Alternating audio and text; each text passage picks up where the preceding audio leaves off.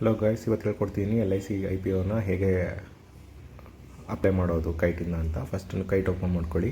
Account ಸೆಕ್ಷನಲ್ಲಿ IPO ಅಂತ link ಇದೆ. ವಿಡಿಯೋದಲ್ಲಿ ತೋರಿಸ್ತಾರ ಹಾಗೆ IPO ಲಿಂಕ್ ಮೇಲೆ ಕ್ಲಿಕ್ ಮಾಡಿ. ಇಲ್ಲಿ ನೋಡ್ಬೋದು ನಿಮಗೆ LICI ಅಂತ ಒಂದು ಕಾಣಿಸ್ತಾ ಇದೆ, ಅದೇ LIC IPO. ಆ ಬಿಡ್ ಅನ್ನೋ ಬಟನ್ ಲಿಂಕ್ ಅಥವಾ ಬಟನ್ ಮೇಲೆ ಕ್ಲಿಕ್ ಮಾಡಿ.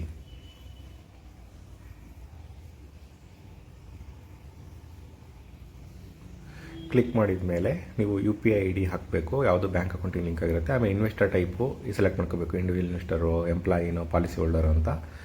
ನಿಮ್ದು LIC ಪಾಲಿಸಿ ಇಲ್ಲ ಅಂದರೆ ಇಂಡಿವಿಜುವಲ್ ಇನ್ವೆಸ್ಟರ್ ಅಂತ ಸೆಲೆಕ್ಟ್ ಮಾಡ್ಕೊಳ್ಳಿ. ಪಾಲಿಸಿ ಇದ್ದರೆ ಪಾಲಿಸಿ ಹೋಲ್ಡರ್ನ ಸೆಲೆಕ್ಟ್ ಮಾಡ್ಕೊಳ್ಳಿ. ಕ್ವಾಂಟಿಟಿ 15 ಅಂತ ಕೊಡಿ. ಒಂದು ಲಾಟ್ ಅಂದರೆ 15 ಶೇರ್ಸು, ಅದಕ್ಕೆ ಕ್ವಾಂಟಿಟಿ 15.